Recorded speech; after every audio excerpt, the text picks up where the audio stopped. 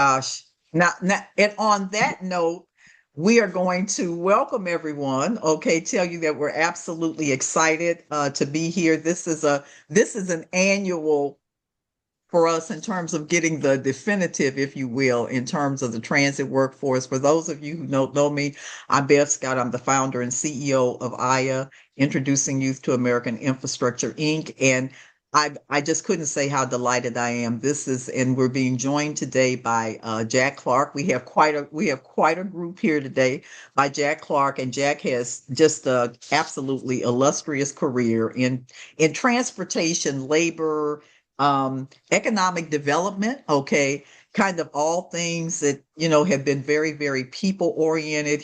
I've had the pleasure of working with Jack now. I'm dating us, but it really has been 25 plus years, okay? And he is currently, he's the executive director of their International Transportation Learning Center. And for those of you who had just come on, you heard him saying, you can't believe it's been 25 years, but it really has been 25 years. And just to give you a flavor of the center is the only national labor management consortium where it really is about you have senior executives from management, senior executives from labor came together 25. In fact, I think of all the critical infrastructure sectors, maybe energy is maybe closely in there with us, but the first one that I'm really aware of where management and labor at the highest level sat down and said, look, we may not agree on everything, but there's one thing for sure that we can agree on, and that is the fact that the readiness of our people, workforce development is absolutely critical. And so that was the decision that was really made all those years ago. And as a result of that, we have the ITLC and all of the work that you've seen has taken place in terms of a skills gap analysis, establishment of standards, the whole move to try to be able to get apprenticeship programs and things of that nature in. And working together have really come as a function of the ITLC's work. The current chair of the ITLC is President John Costa, who is the International Vice President for Amalgamated Transit Union. And the transit trades, TTD with TWU and all of them as well are sitting around the table, as well as heads of the major unions that in fact wind up interacting with us, as well as some community-based organizations, as well as organizations that have been university transportation centers are now, but it's predominantly people who are really operators and owners of the system. Okay, and delighted to have Lee and Vanessa that are with us today, and they are from Metro. They're from Minneapolis, St. Paul, and Jack's going to be introducing them later, but they tell the story. Okay. I also want to acknowledge Brandon Liu, who is and I hope I'm pronouncing that correctly. You're not seeing Brandon on the screen, but he is the gentleman behind the scene, if you will. And this is where I'm going to give you Jack Clark's other hat. Okay. He is also the executive director of the Transit Workforce Center. And the Transit Workforce Center is a U.S. Department of Transportation, Federal Transit Administration's only, okay, national transit workforce center that actually provides guidance and technical support throughout the country in terms of this very area of transportation, people readiness, and it's everything, but with a unapologetic focus on frontline employees. Okay. And frontline employees make up honestly 80%. Factually, I can say in North America that just about 80% of the positions, if you will, that are in the public transportation space are frontline essential positions, and it doesn't run, it doesn't work, it doesn't operate if our employees who are on the front line are not doing what they do every day and doing it excellently. So it's really a pleasure. What we're doing for every one of the sessions this year, I am asking the speaker, and then Jack he's going to introduce Lee and Vanessa to tell a little bit about their own personal journey. Okay, how did they get into this transportation space? And then the other part, is why have they stayed? Okay, and I'm saying because most of the time, a lot of our speakers really are veterans, and they've been doing these things for years and are just tremendous experts at what they do. But most of the time, the trail of how they started would be like, how did you wind up here? So, Jack, with that, I'm gonna turn it to you and your team, and I know you're also going to do a much better job of introducing Lee and Vanessa. Okay, take it away, Jack. We'll get to Lee and Vanessa a little bit in a little bit. I've got some slides that we've prepared that I'm going to present, which are background. This is the kind of thing we've done a lot with the IR classes and with Dr. Scott and everybody else. So I'm going to get into the background on numbers and who's working and all that kind of stuff. Since Bev just asked this, I will start with my personal story. And it's a little complicated and long. I've been around for a long time. As we were just covering, I've been working, I haven't been the executive director the whole time, but I've been working with what's now the International Transportation Learning Center slash Transit Workforce Center for 25 years, a little bit more than 25 years. And it's been great. How I got here is I graduated from college in Massachusetts. I was a little bit uncertain what I was doing. I drove taxi for a while. I was kicking around doing some things. I did some political work. I did some journalism. I did a whole bunch of stuff. Eventually, through some friends who were working in state government in Massachusetts, I ended up working for the Secretary of Labor in Massachusetts. And the challenge that I was asked to try to address is that Massachusetts is doing very well. The economy is thriving in a lot of ways, but in lots of locations, we're losing jobs at a very rapid rate. So in the garment industry in southeastern Massachusetts, in the machining industry in the Pioneer Valley out in Springfield and going further north, in some heavy manufacturing in Berkshire County, in Worcester, in the Yeah. steel industry, lots and lots of people were losing their jobs. And uh, Bev had covered this in some of the pre-discussion. Manufacturing jobs are really disappearing in many cases. So the Mhm. challenge that we tried to address is could you come up with strategies that brought together the community, management, and labor to say, we got a problem here, what are we going to do about it? And we ended up doing some interesting things. I can't say that we reversed manufacturing loss in Massachusetts, but we did identify some things like in that Pioneer Valley area where a lot of jobs were being lost. Uh, the industry didn't really disappear; it just got reconfigured, and Okay. the big plants were gone, but there were lots of machine shops that were supplying bigger operations in Connecticut. But the people who had lost their jobs weren't prepared to operate in those machine shops because they were used to mass production technologies where you're doing one thing all day and getting paid on piece rate. And what they needed to do in the smaller shops is read blueprints, have a sense in their mind's eye about what the finished product was going to look like. And it was a much different set of skills and competencies that they needed. And it really got me launched and got us launched on we really need to pay attention to the workforce skills. It's not Yeah. simply a matter of what happens in the macroeconomy and everything else. People need to be prepared for a changing economy, and they need to be prepared to learn constantly. And that Mhm. I spent a number of years in workforce development, and Mhm. I had, as Bev indicated, I had some close links to the labor movement, and I wanted to do something that was closer to labor. And through one thing and another, I met Brian Turner, who started this center, and he was looking for somebody who could help him out. And we had a lot of discussions, and he ended up hiring me. So I started working with him in uh, late 2001, early 2002, and I've been at this since. And Mhm. every day's new set of challenges and new opportunities to learn. So that's why I'm still here. Jack, let me ask you this. What's it like? I mean, you've gone up to talk on the Hill, make congressional testimony and hearings and stuff like that on the workforce. I mean, in your life, did you ever think that those would be the kinds of things that you would be doing? Yeah, I sort of thought that. I mean, I was a fairly good student, I think, and um, actually going back to high school, public speaking was one of my strengths. Um, Okay. Okay. Hmm. Put that down. Just put a check in and get those. You putting skills in your toolkit. You put tools in that toolkit. Public speaking, presentations, all of that. Okay.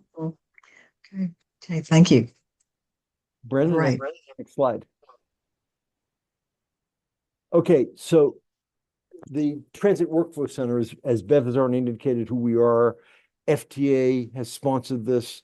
Uh, ITLC, the International Transportation Learning Center, runs it. And I'm not going to read through all these bullet points, but it's a wide range of services here. Uh, People can just call up and say, I need help. And we start working with them. And it can work from recruitment.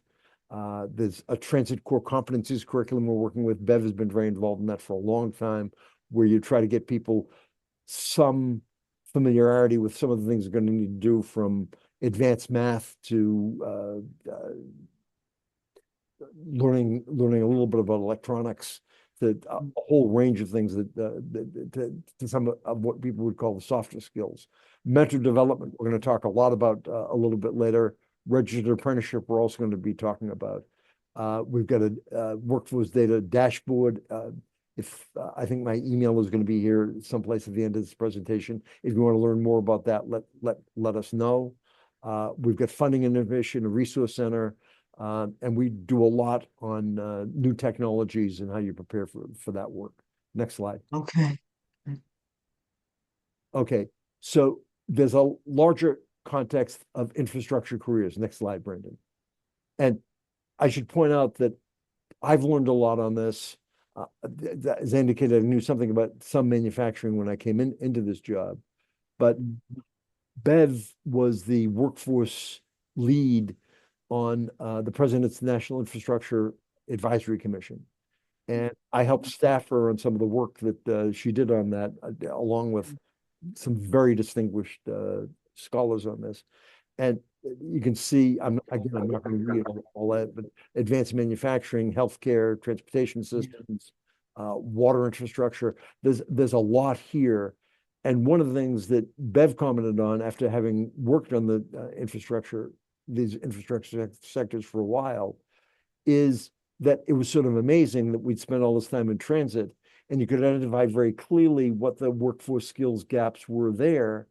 And you start getting into water infrastructure, you start getting into electric, you start getting into uh, even things like cybersecurity, where you think, oh, these are all people who have PhDs. No, it's across sectors. It's a very similar picture of people who are what, and I think this is the wrong terminology, but people often talk to it as middle skill positions. They're really pretty highly skilled positions, but Hmm. positions that don't require advanced degrees. They Hmm. require really diving in and learning what you're doing and mastering a set of skills. Next slide. Hmm. So the I think you could carry this further than these sectors, but energy, transportation, communications, water and wastewater systems, the National Infrastructure Advisory Commission spent a lot of time on those. And again, we did some deep dives with the state of Washington, showed Hmm. great things they were doing in this area. Others, and it was very, very similar problems with workforce is aging, technology is changing fast. We can't Absolutely. and Hmm. those problems carry across. Next slide. Hmm. Hmm. So some of the basic competencies I mentioned, applied math. I can't say enough about that. It's sort of the common language for a lot of these technology sectors. And Hmm. it, obviously, people using calculators on all sorts of things. You're not necessarily doing long division, but you have to understand Hmm. how numbers work, and you have to have a really good concept of how you use math hmm Well, hmm it deals Now, you know what, Jack, on that one, what I've heard people say, and I mean, as we go to all these meetings, and I'm not trying to take anything away from there. There's certainly areas where you need the nuclear scientists. But it was amazing to me to talk to these CEOs of major tech companies and stuff when they really got down to what did you have to have, and they were looking for people to be job ready. right. It was really this fundamental, but you got to understand it. 10th, 11th grade, like math level. Okay, they weren't talking about you had to be the calculus king or Right. queen, but you Right. must understand, as Jack is saying, and that's why this TC3, the transit core competencies pieces. So what are we really talking about with that? What is that really? Because all the time these things sound so rarefied, and I'm not trying to in any way diminish their value. In fact, I think one term somebody used it, you get so, we've done so many things ourselves in this country. Well, this is blue collar, this is white collar. We need to get rid of all that mess. And this, if you got to have a collar, call it gray, okay? And it goes for everybody, okay? Because you can't function. Nobody can function without having a more that math foundation. But what is that foundation? It's really about a real good competency level. I think like 10th, 11th grade. Tenth, That's 11th the grade is foundation. actually, but to just tell a story on this, early on, we did a lot of work with Scepter in Philadelphia, and Okay. their their workforce systems were just a mess. The labor and management had been fighting each other for a long time, and they sort of a war of attrition where both sides lost. And they were trying to rebuild and figure out where they were going from here. And developing apprenticeship for maintenance Yeah. people was one of the things they came up with. They hmm recently came up with, okay, we need some baseline to come into the apprenticeship. And they settled on if we take the adult basic education test and say people need eighth grade English, eighth grade reading skills, and seventh grade math skills. Uh, hmm at that level, we can work with them and train them in the apprenticeship. That's it. They had a hmm large number of people who couldn't meet that threshold. hmm hmm And hmm we worked with the healthcare union, 1199C in Philadelphia, which actually is affiliated with ASME, which had loads of experience on this because they had been doing community programs and training people with Okay. uh, entry level nurses aides and that kind of stuff, but then also working to help them move up. And they did loads of work on contextual education.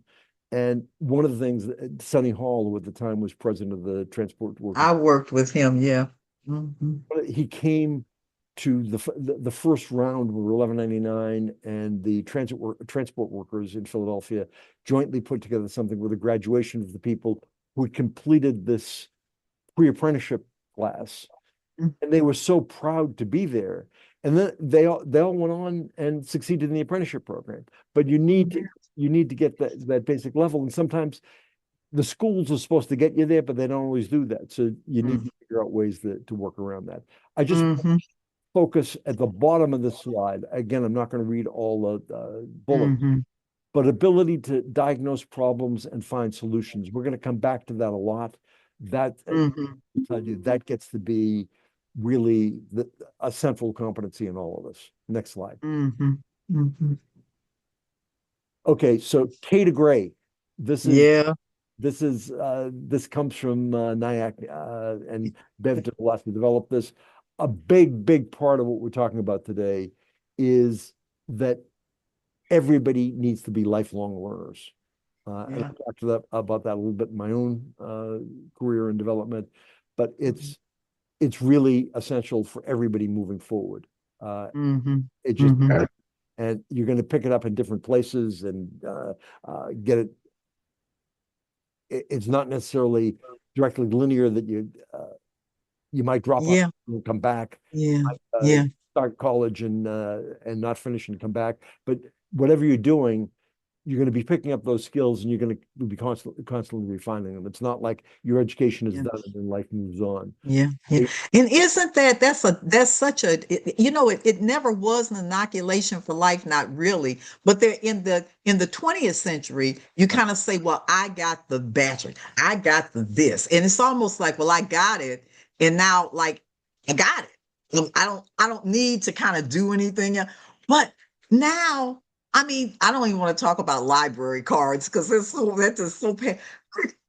And look at what they're doing with the AI, the Claudes and the Chat GBTs, all the things that we used to spend so much time on just compiling information. Okay, and I'm saying just compile at a moment. Okay, and I'm saying so. I guess some of the takeaways I have on this, and I think that when you say this, lifelong learners, we got to go in ourselves and say it's got to get in our own personal DNA. If we aren't even talking about work, we just talking about life.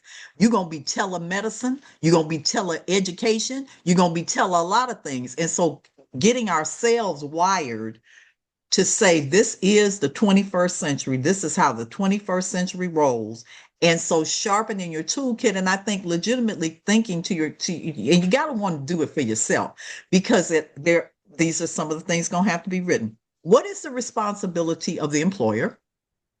And what is my own responsibility in taking care of my own sharpening my toolkit? Okay, and I'm saying, and I think that as from just a personal professional development standpoint, one has to get comfortable in your mind with understanding the fact that at the end of the day, a good part of that in being competitive is how you build your own resilience power because nobody can take that away from you. Okay, and I'm saying, and I'm not saying that the company doesn't have its thing to do and all that kind of stuff like that. I don't want to get preachy, but just having that notion of learning, continuous learning, and that kind of stuff like that is really, I think, a good way.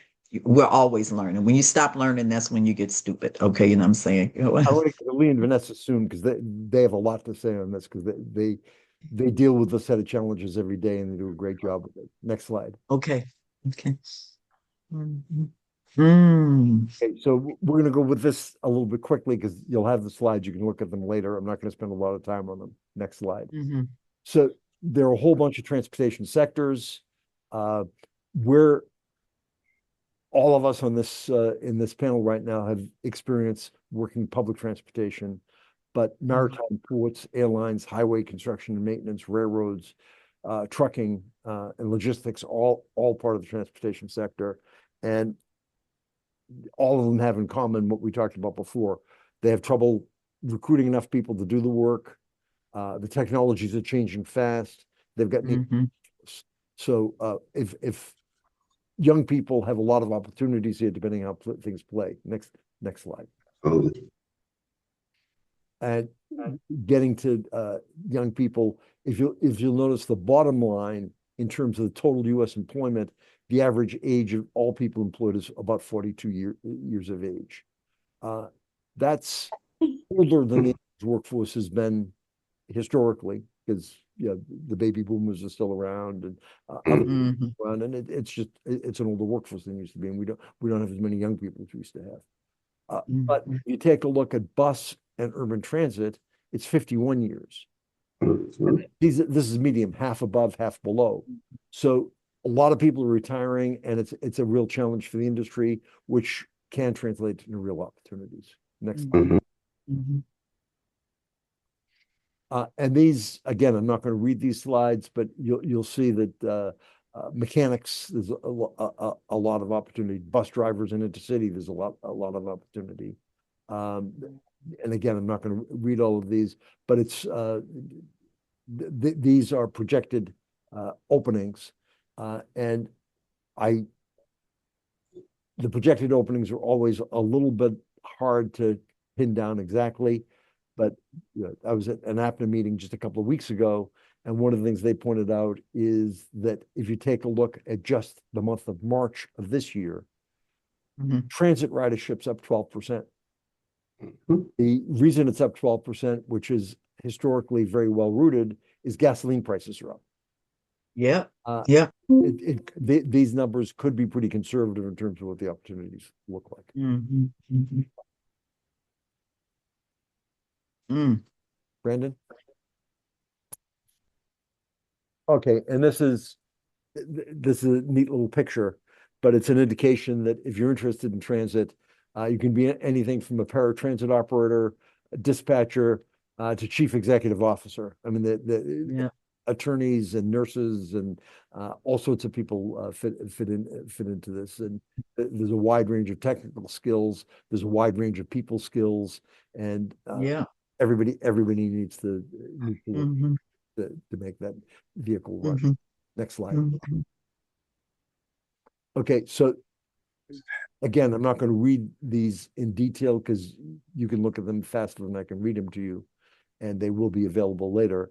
But in a large urban agency, there are lots of opportunities because you're running trains, you're running buses, you've got people working in various technical occupations. Move up to into a from a helper to a technical position. You move up to a manager or training director, and then there are opportunities in upper management. Next slide. Hmm. It's for a bus operator, and this would be true in a big or a small agency. You're an operator, you're a mentor, you're a trainer, you're a unit supervisor, and depending how it works, and we actually can cite examples of people who've done this who become top managers from Hmm. that frontline position. Next, Hmm. and career technician the same way that you're entry level maintainer, apprentice, master technician, supervisor, technical trainer, and you're up there. And to cite a real live example on this, coming out of the service, he didn't come in as entry level; he actually came in already with a lot of skills. But Sal Yamas at AC Transit in Oakland Mm. is now a general manager at a very significant Yeah. agency who started turning wrenches. Hmm. Hmm. Next slide. And not to be uh, neglected, and Lee and Vanessa can also talk about this because uh, they're working on a labor management program. They remain active and very involved members of their local union. Hmm. Lots of possibilities to move up within the union as well. Uh, Absolutely. Hmm. Hmm. Next slide. And more reasons to consider. And again, I want to move quickly because I want to make sure we have lots of time for discussion. There, a few years ago, we did this youth program, and Bev and I couldn't get over it. We had a young woman who came on, and she had secured a unionized position in transportation. She working as a mechanic, and I think she was actually working for UPS, which was It represented. was CTA, but it was at the Chicago Transit Authority one that we did. It was priceless, priceless. Okay. She had been working at Jiffy Lube or something before that, and one of the things that she remarked on is, "I get paid for not working." You know, but that's how she said it. She said, "It's the first job I've ever had when I got paid for not working." And now you got all these young people in the audience, like saying, "And what did she just say?" And then it was the first time she ever had paid benefits. Oh my God, we almost fell out and said it was. But isn't that something? Oh my God, it was priceless. Mm-hmm, mm-hmm, mm-hmm. Yeah, yeah. But there are a lot of benefits there, including pension benefits, which if you're young, you're probably not paying much attention to this now, but 30 years from now, having that in the bank is going to matter. And It's gonna matter. it's Mm-hmm, one of the few industries that still has defined benefit pensions where mm-hmm, uh, mm-hmm, you're not playing on what the stock market does. You're getting a guaranteed mm-hmm. uh, Hmm. And then that tuition reimbursement, so many times people don't, but you can earn and learn. Like when Jack was showing that K to Gray on the continuous learning, nobody's saying don't get degrees, but get what you need when you need it, okay? And then you have time to be able to, if you have a tuition reimbursement program, that you don't have to wind up going in debt for, okay, then you can wind up saying, all right, this is my time in life that we had the kids, I got myself settled. Now I'm going to go and I'm going to work on my master's. I'm going to work on my bachelor's or get my whatever and do it in a pace that's comfortable where you don't have to bargain your soul away for the next 10, 15 years trying to pay back all these, ridiculous loans and stuff like that. So that's a big help. Also the paid training, and Lee and Vanessa Mm-hmm. a lot too. Mm-hmm. You're actually getting paid while you're learning things relevant to your job, which is a very big deal. And that in a lot of places you have to go off to college and in your own time to learn Yeah, doing, but trans learn while you learn. yeah, yeah. Mm-hmm. Mm-hmm. Next slide. And this is really important. I mean, um, we've done a lot of work. As I mentioned, we do a lot of work on trying to help people think about recruitment. And one of the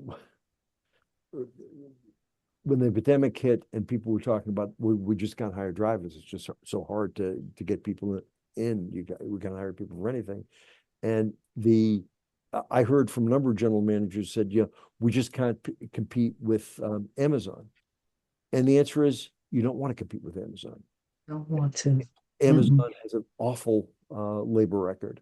Mhm. The you know it, the guy who organized the unit in Staten Island, which they still haven't bargained with, but just before he started to decide to organize it, Amazon had offered him a check, and it's a standard thing they do at Amazon. We'll pay you this check, and it wasn't for a trivial amount of money. And the deal is you've worked here 5 years. You take this check. You promise never to come back. Mm, You can guess what that's about. mm, And Mm-mm. it's a conscious model of returning people over. And they Mm-hmm.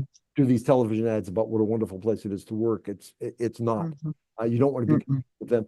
But the essential point is that you want to be recruiting people who want to do the job, who want to be Right. transit because they want to serve their community. And Tom Fink, who actually got started on all this with the first mentor program out in Valley Transit in San Jose, it was an insight he came to fairly late in his career, but he was having a miserable time driving. And one day he was driving around and figured, I'm getting some people who are going to school. I'm getting some people who are visiting the hospital. I'm getting some church ladies who are doing the Sunday services. I'm getting some people who are doing the round of the bars in San Jose. And it sort of hit him that without him and without the services providing, they couldn't be doing what they're doing. I'm doing something Right. important. I'm doing something Right. that matters to my community. And that insight is something that he decided I had a miserable time getting to that point. I want to be working to help people realize that earlier so they have a better career. Next slide. Mm-hmm. Okay, so now I want to spend time on this. I have some slides at the end, but if we miss some things, we're fine. I want to take as much time as discussion merits here.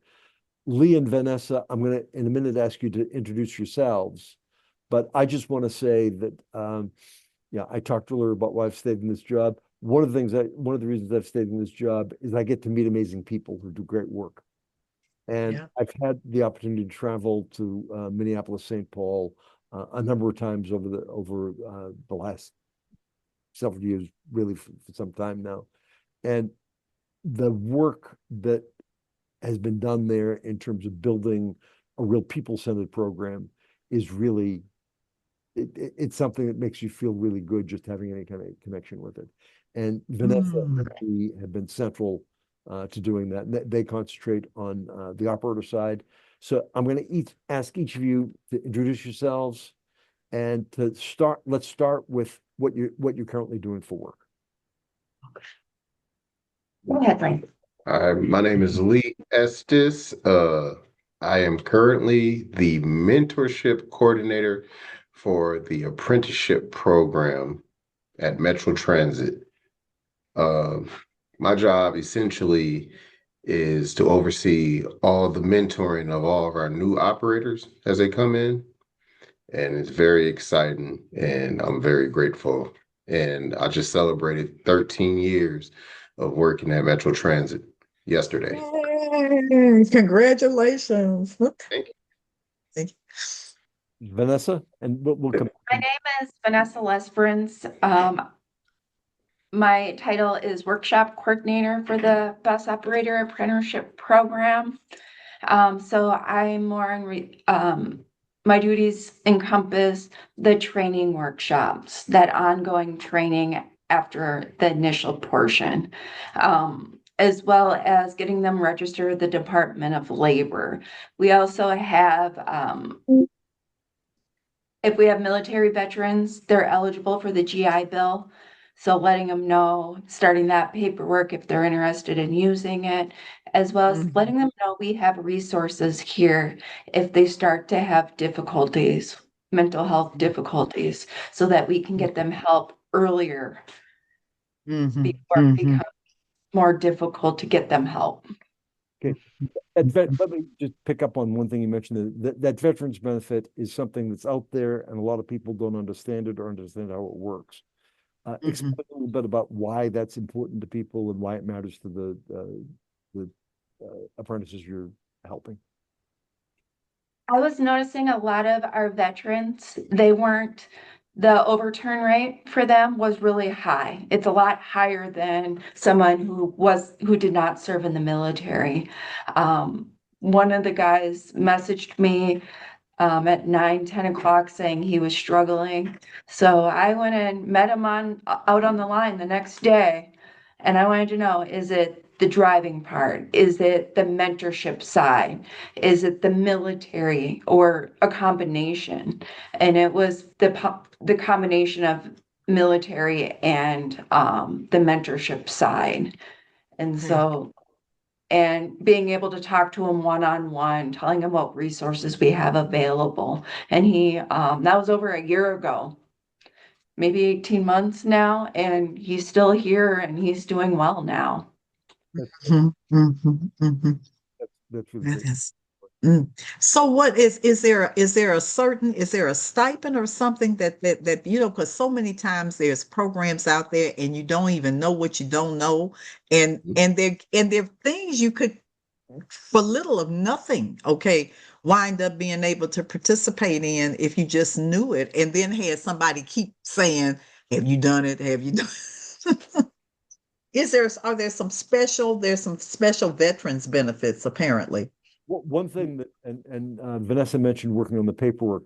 One thing I know that people can get through the Veterans Administration, and if you fill out the paperwork, it's automatic, but you have to get through the paperwork, is if you're an apprentice in a registered apprenticeship program, the Veterans Administration doesn't second guess what the training is.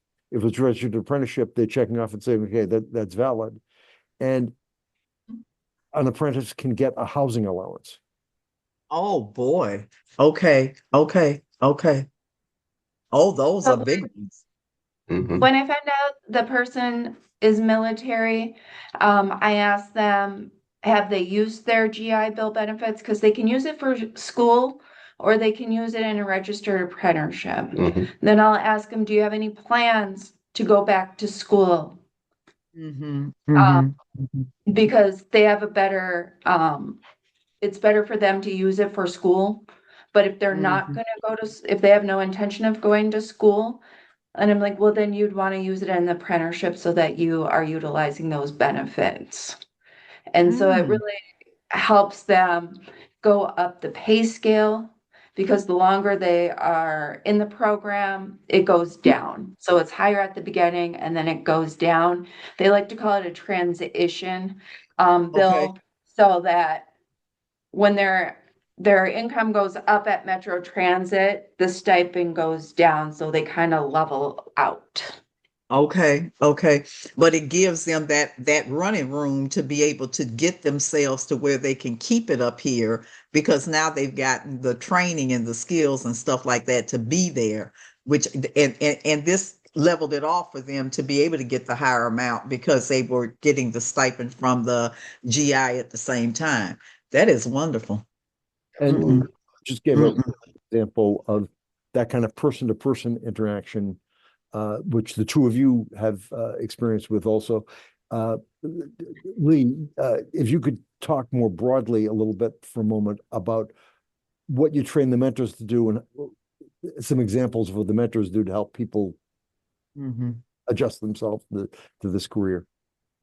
Mentors are great at helping with new operators with work-life balance, conflict resolution, just adjusting, because we find a lot of people coming into this field don't realize it's not just an occupational change, it's also a lifestyle change. You'll be surprised how many people just aren't used to having a job where you absolutely have to be on time. You have to be early, as a matter of fact. Yeah, yeah. When I was younger, I had jobs where if you had to be there at 7 a.m. and you got there at 7:03, it was okay. There's a little grace period. No such thing in transit. So Yeah. people struggle with acclimating to that. So mentors Mm, really help explaining why, the how, the reasons behind. I would say, in short, mentors really help with the why. And there's a lot of why in transit. And you can't yeah. just tell people to do something. You got to tell them why. What's the benefit? Why is it important? Why are things set up the way they're set up? Once people understand the why, they're usually Mm-hmm. better off. And I think that whole part in terms of, like you just saying, the context, okay, and I'm saying is that this isn't one of those where, and we do get, well, I'm gonna get it done. I'm gonna get it done. Okay. And that's kind of the way, particularly as we've gotten more technology, more Zoom, more flexibility. I'll get it done. But this is one of those where no, you can't do it that way. But then when you can connect up with, but what am I doing? I'm making it possible for that person to be able to go for that dialysis thing. I'm making it possible for that person to be able to do. And then you start realizing that you really have a purpose and a need, okay, that you're doing in terms of helping to make people's lives work and community and stuff like that. And then you can, like you start resonating with your own household and stuff like that and saying, well, yeah, I need my kids to be able to be in that class on time, or my mother or something. Yeah, when you can get it, you break it down into it's the magic of what we do and why you do it and what is the good that comes out of it. Yep, yep, yep. Absolutely. Mm, mm, People think it's the mm, money, but just the feeling of knowing that people are counting on you is a mhm, huge thing. I mhm, think people who are parents get it a little bit more. They mhm. understand that somebody's depending on you and counting on you.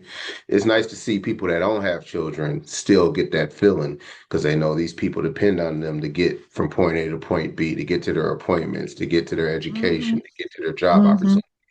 And I I don't think that's want to make it, I'm not making it up, but I mean, honestly, it's like its own community because most of us have routines. And it oh yeah. really is, I'm gonna say things like bus buddies, but it really is what winds up happening is that you honestly do know Miss Susie get on this stop every day at such and such.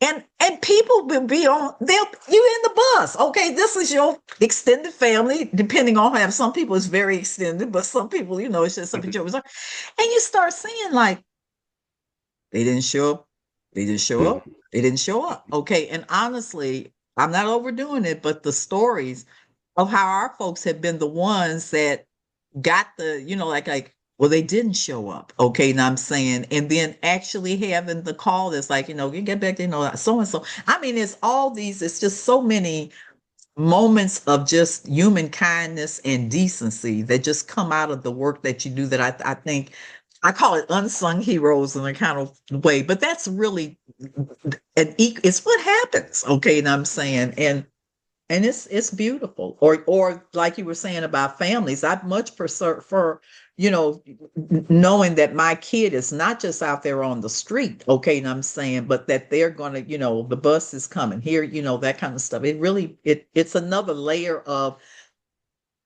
support and eyes, okay, kind of eyes on it, okay, on a community. I rather feel, so yeah, yeah.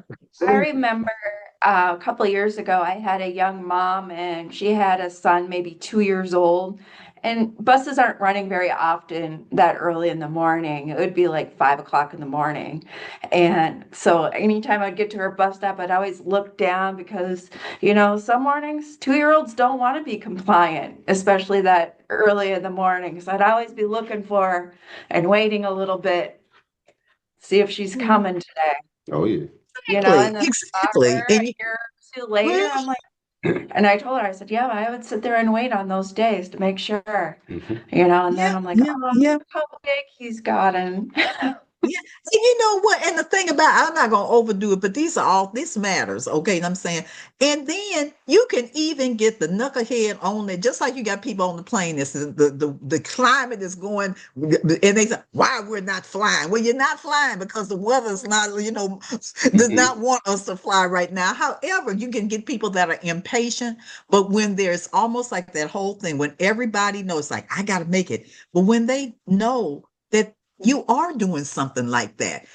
You be you're not surprised because you experience it every day, but it's like, okay, let me chill out here. You know what I'm saying? They coming down, we can see them come on, and yes, Mhm. 2 minutes, but whatever. And so it just is, you got all of that that's going on that just makes it's community. It just makes the glue, So our folks are wonderful. Yeah. Professor, extending what we were talking about, sort of getting back to Bev's question, I'm going to ask this of both of you.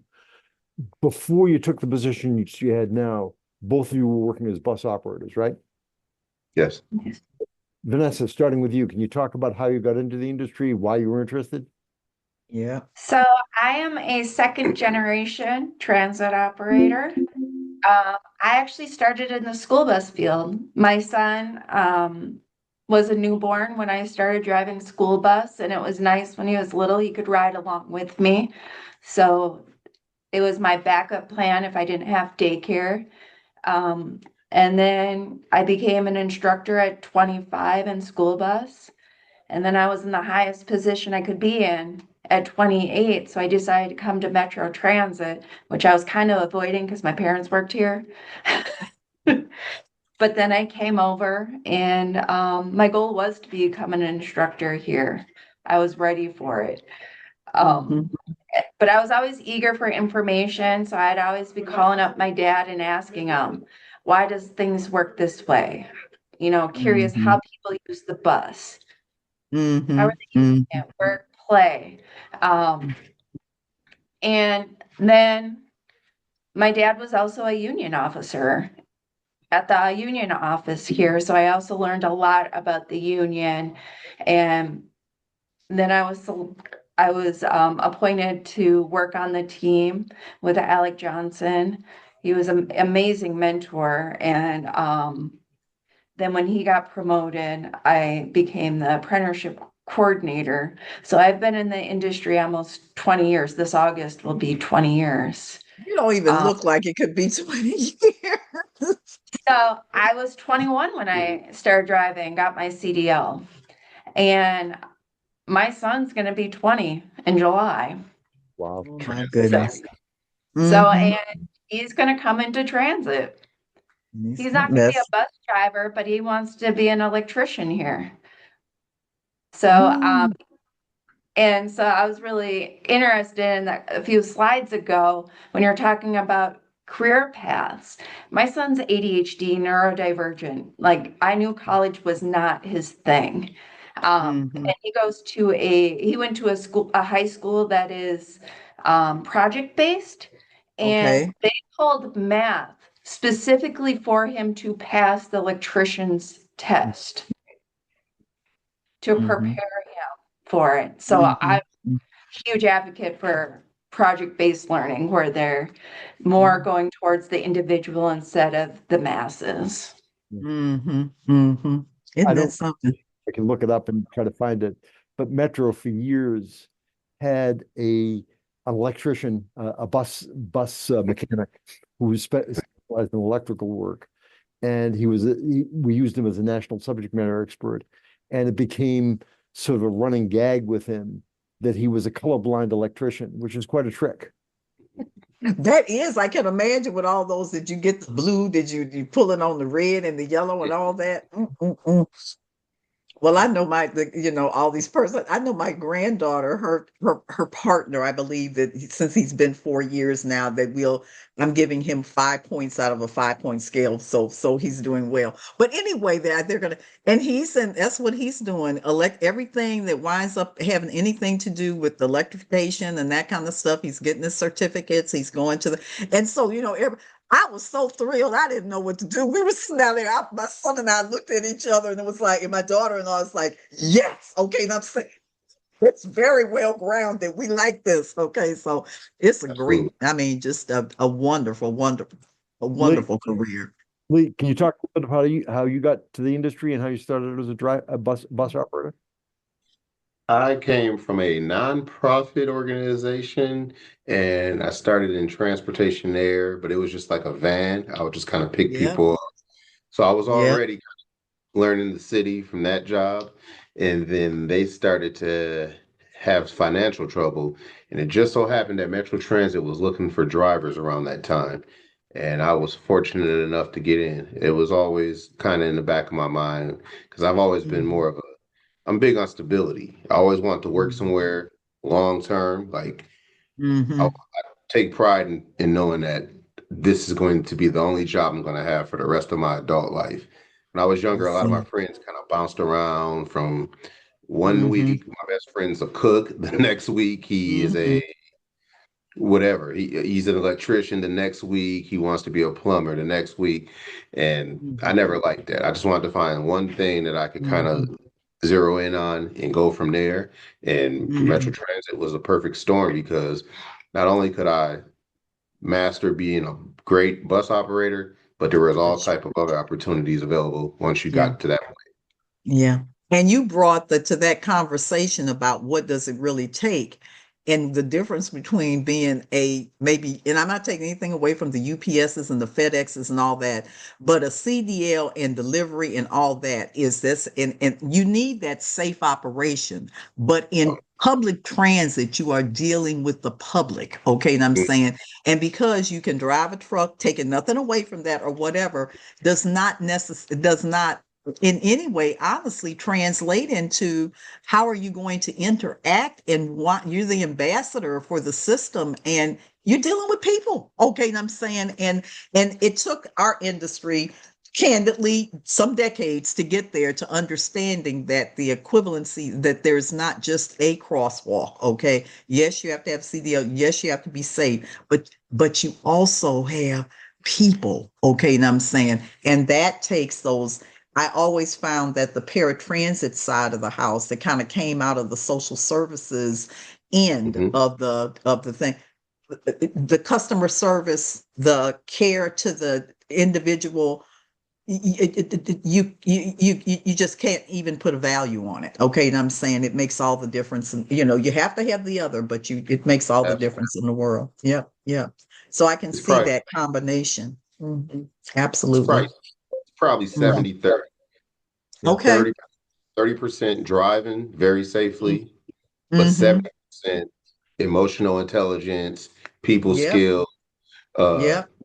that's what we preach here at Metro Transit. That's right. But the- De-escalation. and Don't let it get, everybody temperature Absolutely. getting up, how do you wind up? I actually have this not making it up. I say that in some instances most rewarding, but I think the hardest position that we have in our industry is honestly bus operator. Okay. And it's not taking anything away from rail, but I'm not in a cab. Okay. And I'm saying I'm Hmm. right there and I might Hmm. have 1,500 touches in a day, it depending on what route it is and that service. And this person's getting on, they need this, ba ba ba ba ba, da da da, the ones in the back.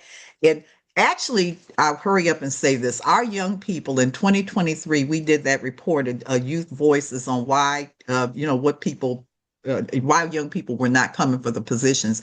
And that wasn't it. They told us what they came back and they challenged us. They said you all need to you doing people voices, but you need to modernize your script because what your bus operator does is more than equivalent to an airline pilot. May God strike me dead, and all of that. They said, what are the responsibilities? They have to safely get from A to B. Okay, and we would submit to you that the operating environment within which your operator plus all the electronics and everything else that Jack knows that one bus I love that sees shows you they're not driving just they're driving technology. Okay. And I'm saying they got all this going on and the same time that they have to safely navigate whatever.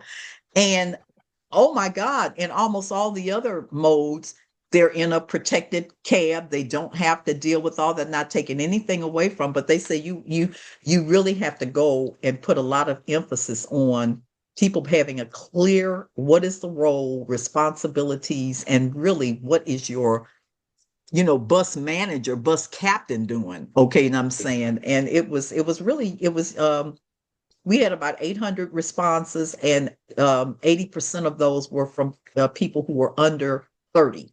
And that was what they got out of the programming, was that they felt that the bus operator position, which is our most populous is the one that we needed to put the effort on, real effort on, in terms of people understanding what that role is really all about. So no, this is wonderful.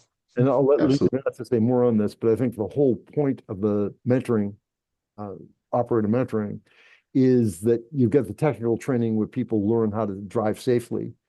But Mhm. agencies have generally not stressed what Lee was just talking about in terms of the emotional intelligence, Mhm, other pieces of, mhm, and mhm. experienced operators who become mentors. That's their real. That's the secret sauce. That's what they really do. And That's what they Absolutely. do. and Mhm. Vanessa both work on deploying them and getting them going. And Vanessa has the additional uh, duties around One-on-one. getting Mhm. workshops organized and continuing to going. We should get on to some other stuff, but Yeah, okay. you guys have Mhm. the only 2-year operator apprenticeship in the country that I'm aware of. Mhm. Either or both of you talk a little bit about why that is and how it works. It's been Metro Transit's research. If they stay throughout the 2-year program, they're gonna stay long term. And so that's why we have a 2-year program, is to help retain those numbers and the long Mhm, haul. mhm, mhm, mhm, I I love the 2-year program. It's we do a lot more in the beginning and then starting to take the training wheels off, so to speak, and really helping them. When Lee and I started, we didn't have an apprenticeship program. We didn't even have customer service. Mhm. You'll figure it out, is what we were told. Mhm. Um, Yeah. we figured out all the wrong stuff. Yeah. We didn't have de-escalation. We didn't have anything like that. We Mhm, watched a mhm, lot of people that should still be here come in the door, face some adversity, and they were right back out the door. mhm, That's mhm, sad. mhm, If mhm. they would have had that formal guidance and additional training and education, they'd be here and they'd be thriving. Yeah. Mhm, mhm. One Well, of that's our one, yeah, yeah. No, Yeah. one thing I one of wanted to our say about journey our program. Okay, go ahead. one of our journey workers, when she was in the program, she was doing some weird stuff on the bus. I was like giving her tips and tricks, and she got it. She would test it out, and then the next workshop, she's like, you know what, Vanessa, you were right. Um, Greet everybody when they get on the bus. The environment on the bus is different. It's less tense. And now she's an Mhm. instructor. So Isn't it? it's an Mhm, mhm. opportunity to guide people and pushing them a little bit Yeah, to be yeah. better and to Mhm, want more. mhm.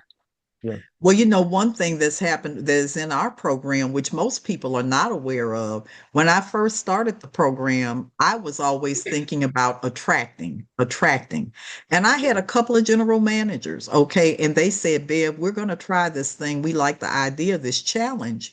But to tell you the truth, we're not just going to make it available to, like young people outside of the organization, because we got young people, the 18 to 25-year-olds that we have in the organization, and we are losing them. Our issue of retention, they are turning over.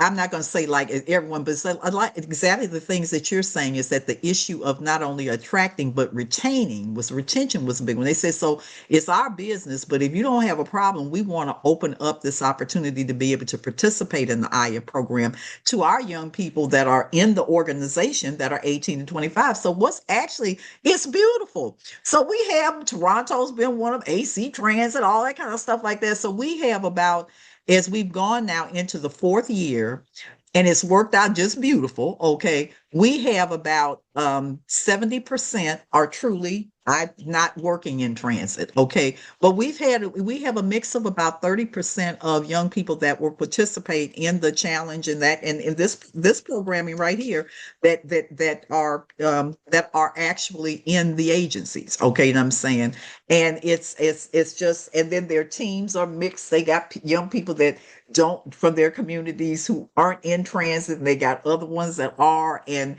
it is really wound up being just a rich blend, if you will. Okay, so but that point that you're making about the retention and stuff like that is also a big one that we have to, and being able to be more individualized in helping to handle that is very good. This is Well, and wonderful. also ensuring like towards the end of your program, what is next? So we bring in HR and talk about how do you advance within the company, as well as we bring someone in from the union to advance in leadership roles within the union, so that you really Mhm. are bringing them forward. And we talk about being a mentor, an instructor, and that Mm. the different steps of being involved, because being involved, it boosts morale, and Mhm. compassion fatigue for the public is real, and that helps. That Mhm. community really helps combat that, rather than just the driver who scans in, Mhm. does the work and then goes home. They're going to have Mhm. a lot harder time not having a community for that support. Absolutely. Mhm. Mhm. Mhm. That's fair. This is excellent. Excellent. And Mhm. on mentoring, just, a number of people have heard this before, but everybody on this panel knows who Jermaine Gibson is. And Oh God, yeah. he often talks to agencies and trying to talk to them about mentoring, and they'll explain to them, you know, you might not want to do the mentoring program we're talking about, but let me tell you, you already have a mentoring program. It's just you go into the break room and you see that guy who hates everybody and Yeah. Hmm. union He's and mentored. company. And he tells everybody, you made a mistake. Come in here. This is the shittiest Yeah. Mhm. job in the world. That's who Yeah. the mentor is now. That's Yeah.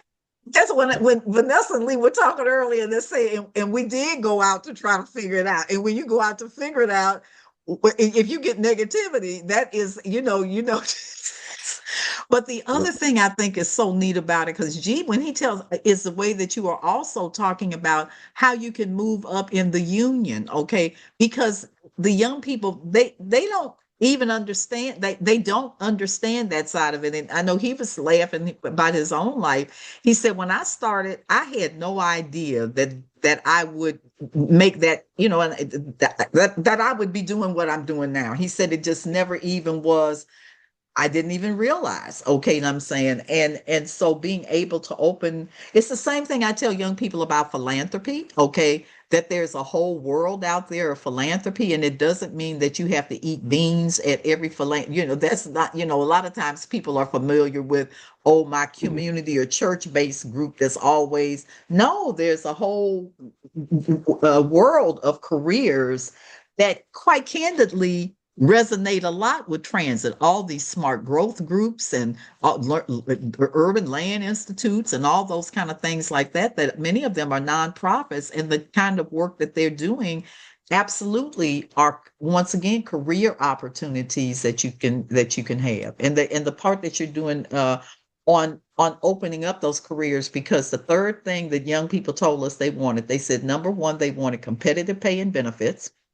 Number, Mhm. and they understood the difference between a bonus and they didn't dislike a bonus, but that's not my base pay.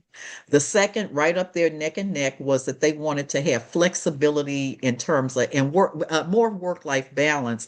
It was Mhm. interesting because a number of these young people had been, they knew something, and so they went on to say that they understood that many of our positions in public transit could not be done virtually, but at the Yeah. same time, they said there are archaic practices that y'all have in terms of how you do things that we want to help you address. And it was all in the whole thing in terms of having the terrible hours and all that kind of stuff like that. And they didn't have an issue with knowing that you're the low person on the totem pole, so you have to start there. But their point was, I don't have to stay there for like 5 or 4 or 5 years. You know what I'm saying.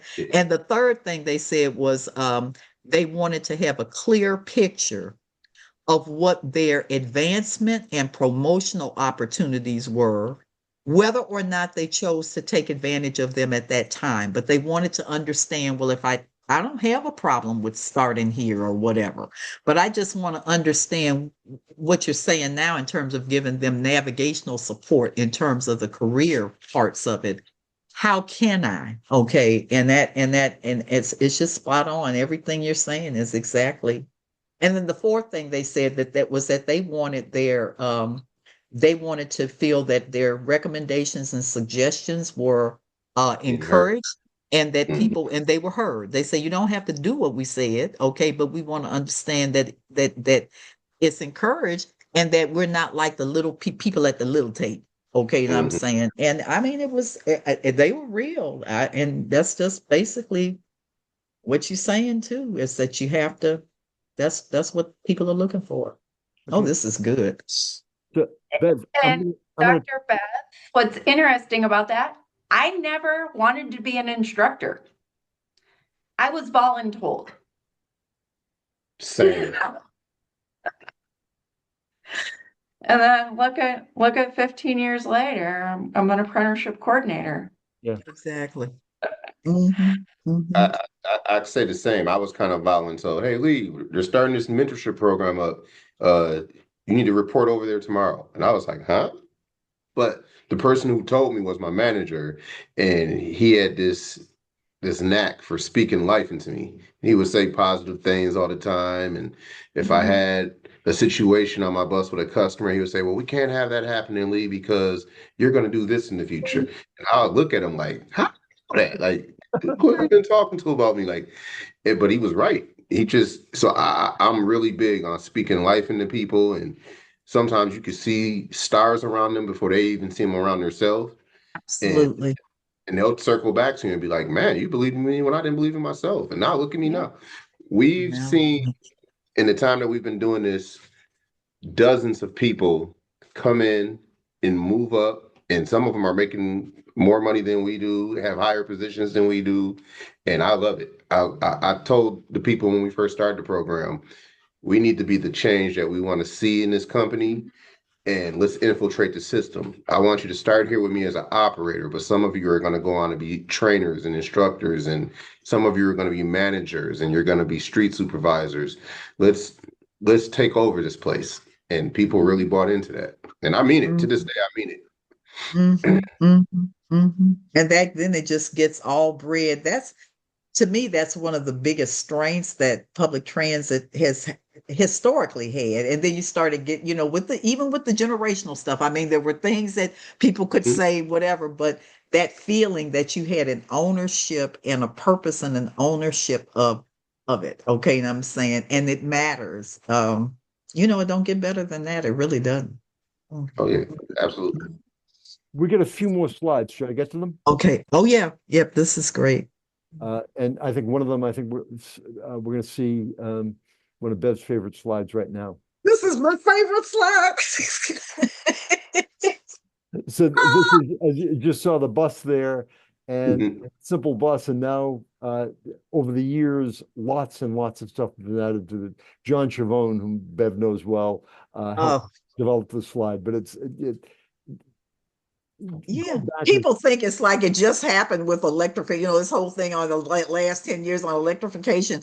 And I've been seeing them build this bus, and it comes like when it's in motion. This is how it started, the passenger count, the this and that, the turn around, and it's like I tell them, we don't have to make up a lean green machine. I mean, or technology is embedded in everything that we do, these fare collection systems, the whole 9 yards. I mean, you don't have to go someplace else to wind up being that's also a very big thing about our careers. There's so much that you can do within the larger than, okay, Mhm. pick it, just pick it. Okay. And I'm saying this is John Chavone helped unbelievable. develop this slide, wrote a major study for TCRP saying that we're not doing enough training on electronics for bus mechanics. Mm-hmm. Mm-hmm. What year that study was published? Mm-hmm. 1993. Mm. So to Bev's point, what we're dealing with isn't new. This has been This has been going on. Yep. Yep. Yep. next Mm-hmm. slide. Mm-hmm. Okay, so AI is a big, big topic. We're not going to be able to cover it in great depth here, but it challenges and opportunities. That's true for almost everything. I had the great, good fortune of attending an AFL-CIO conference just a few weeks ago, AI Workers First. And the whole point is that AI is there. As Bev says, it's not going away, but that it's not just happening. It's not something that's coming down from the sky and it's happening to us. People make decisions about what happens with AI. We can continue to make those decisions. We can have sensible regulation, which have guardrails about personal Mm-hmm. privacy, and we Mm-hmm. need to have genuine worker voice in how it's implemented and how it's going to affect Yep. Bev. Yep. Yep. And Mm-hmm. there's a slide here, Humans of the Future of the Work. That's the AFL-CIO Tech Institute. There's a link there. You can click on that link and it'll take you to loads of really good, solid information to learn more. I was going to ask that. Okay, so that'll connect you into okay. Is that session, was that a tape session that they did at the institute? If you go to that AFL-CIO Tech Institute, it was an all-day conference. It went 6.5 hours, and Okay, they have the full tape of the whole conference there. that's great. They Thank also have you. a lot of information you can take in more bite-sized pieces. Okay, okay. Mm. Okay, next slide. Okay, so this is a variant on the uh, K to gray, and Hmm. you need to continue learning. And there are lots of people who know more about AI than I do. I'm not going to be able to tell you which platform to use or what platform is better for you. But I've been Mm. learning enough about this that I know that if you're going to survive in an AI world, this continuous learning becomes even more important. And Yeah, one yeah. of the things that some very smart people in this have talked about is think of your brain as a muscle. And if you don't, Hmm. it atrophies. And if Yeah, you think you're out, you know, some of the people involved in listening to this may be students and thinking, "Oh, I figured out how to use AI. I fooled the teacher by getting it to write my paper." You're fooling yourself on that. You're not fooling anybody else. absolutely. Because if you're Absolutely. actively learning and owning the knowledge yourself, and the AI is doing the learning for you, you're becoming pretty irrelevant to everything pretty quickly. Hmm. The Hmm. AI is Hmm. a tool. You don't want to be the tool of the AI. Isn't it the truth? And I mean, I've gotten into it, and it has it. You know what it is? It's like a compiler. Okay, and I'm saying, you know what I'm saying? It's like a compiler instead of, and we've been doing gradual bits on this, but it's like a compiler. Okay, and I'm saying I don't have to go, but then it doesn't compile. You have to tell it what you want it to do. Okay, you say, well, and tell it. In fact, they got these things called prompters now, you know, and say, you didn't do such and such, or where are the citations on that, or whatever, whatever. I mean, you telling it what to do. It's not telling you what to do unless you say, like you're saying, somebody said, actually in our challenge this year, because we, you know, gone, because there's a written part to a submission. And so folks were asking me the question. They said, Bev, are you going to prohibit? Now, look at this. Are you going to prohibit AI? Said, now, do you think I'm gonna spend a bunch of time trying to go around here talk about what I said? No, I said, of course, somebody gonna use some AI. We're gonna put down there. If you do, just let us know and tell us where you used it and why. Okay, there's no demerits here. Okay, what was your what did you use it for? You know, and it's no demerits because I know it was so funny. We thought on the A, there literally were. I just love young people. They did. We had a group, and they acknowledged it that they put the AI to listen to every single one of the career awareness things, every single one, and then they asked it, "What do you think would be the questions that would be generated?"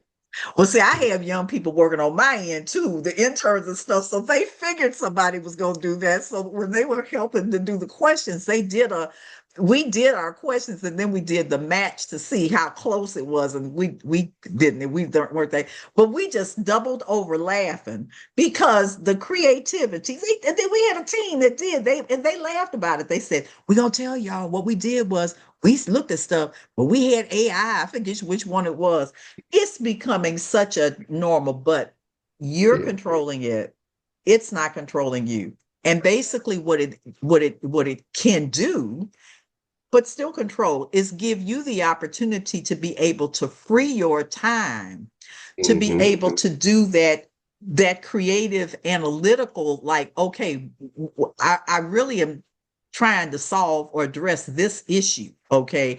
And I need some inputs here. It's helping you to be able to let this, I like that analogy to a muscle, be able to really work and do muscle work. Okay. Now I'm saying that I like that. I like that analogy of the brain as a muscle.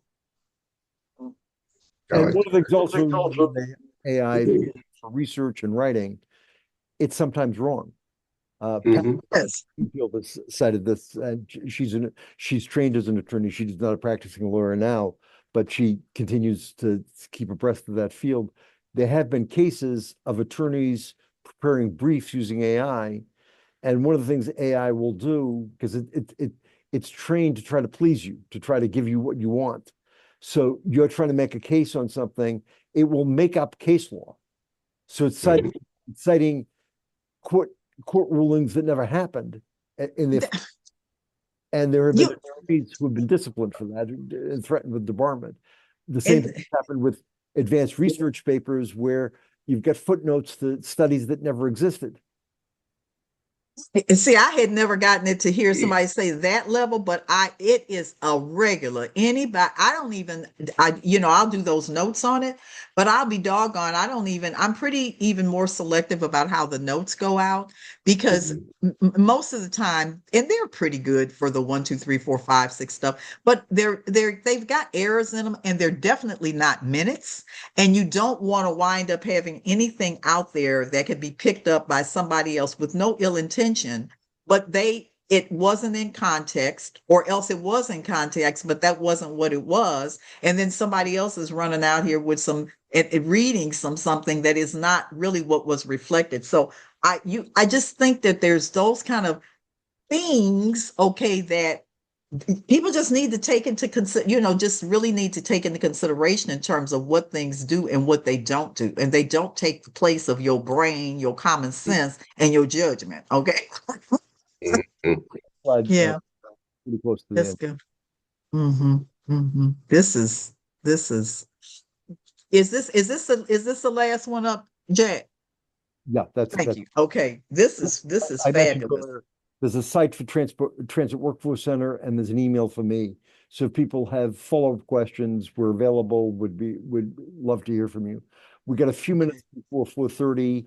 I don't think we've got a big audience online, but we could have some discussion of the panel, or if people have questions. Yeah, I'd like to, if the panel has any other things specifically that we haven't talked about that you want to make sure we get out, Lee and Vanessa, please take the floor. And then Jack, because Jack and I are always kind of doing this stuff. If there's any things that because the primary audience for this are 18 to 25-year olders. Those are the folks that are in our program. Okay. And so that your words of wisdom, if you could talk to if you were 10, 15 years ago and you could talk to your younger self, what would you say? So one of the reasons why I stayed at Metro Transit is we have remarkable benefits, pension. And I started at 28 years old, so I know when I'm ready for retirement, I'm good. I don't have to rely on Social Security. And I can also put money in my deferred comp, which is similar to a 401k, but a little bit different, as well as my medical. I'm not afraid Mhm, of my mailbox mhm, mhm, mhm, mhm, and that it's affordable. mhm, mhm. I mean, They are, and like Jack said, being able to have any kind of defined benefit at this point in time is just really, it is just a blessing. Okay. I can't,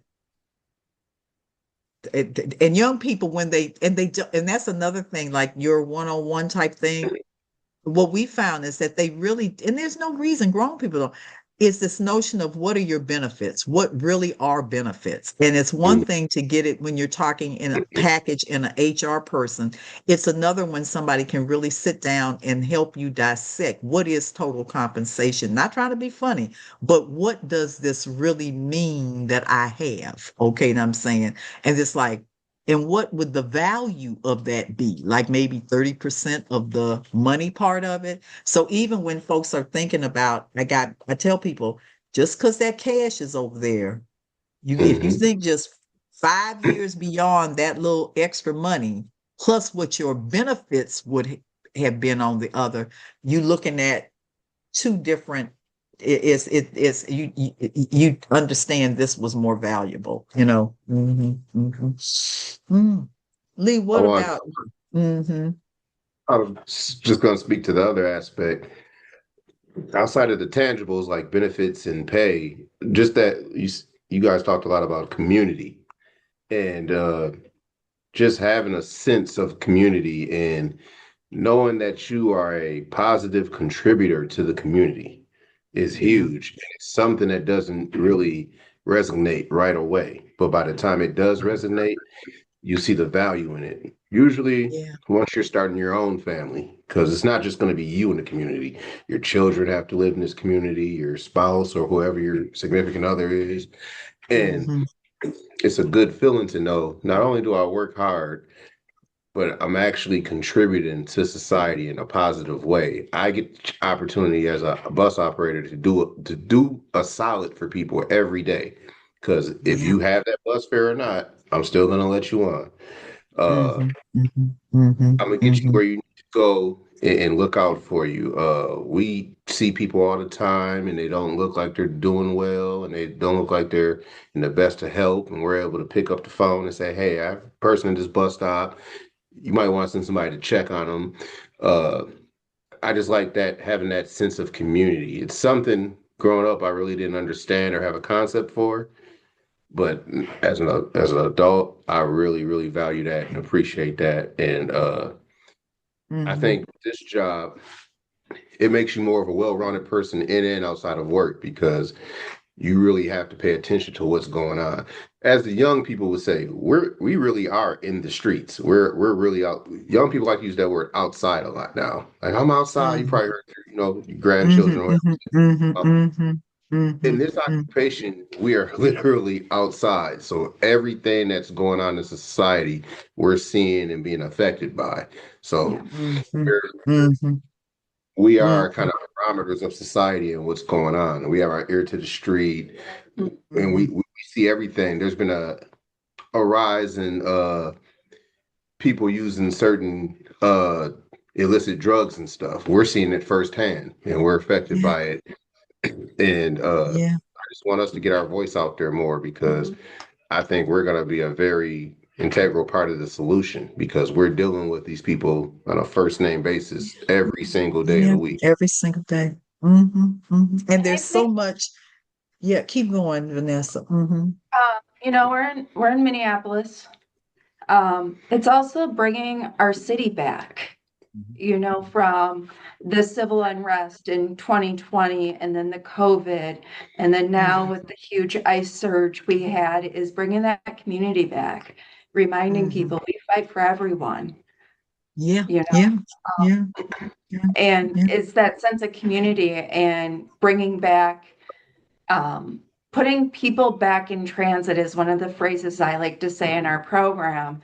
And that's talking about having them come back to the bus after COVID Yeah, and having yeah, community with each other again, because a lot of yeah, that was lost through a lot yeah. of the Absolutely. events. And it's been huge here, being Mm-hmm. vital to that.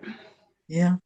Well, it is. It's like being an ambassador every single day. Okay, and I'm Yes, saying, where that, because one of the absolutely. things that I think is so much that it just comes with this difference. A lot of things going on. It's not just technology, but it's so much also people that are so isolated. Okay. And the, you know, just that insularity. And even if you're out there, well, if you're out there and you're on your thing, but you're not communicating with other people, there's Mm, no human touch. Okay. And I'm saying I mean, we're human, and that's one of the things. People are for people. Okay. So and they're not there's some areas that you can have a career in where you can do well and you can do good at the same time. Okay. And to me, this to is use it. it's public transit is, and you can do things big and little. You can see that stop that is snowing outside and there's a bus stop there that wasn't there before, and people are under it and they're not just standing out. That can give you as big adrenaline high as opening up cutting a ribbon for something. You know what I'm saying? Because you know Absolutely. that every life you have the opportunity to touch so many lives. Okay. And it's unbelievable. It's unbelievable. At Metro Transit, we focus more on people than the fare. So if I Yep. have an unhoused person that come on my bus and he's rude to me, having a rough day, I'll give him a transfer. I said, I noticed you're having a rough day. Here's a Hmm. transfer. You can go somewhere warm. Have a good day. I'll see you tomorrow. And Hmm. Hmm. they're kind of like shocked because I treated you this certain way. But if you Hmm. can Hmm. handle someone properly, your first interaction, no matter how bad their day is, it's not going to happen twice Yeah, because they're it going to makes a remember me. difference.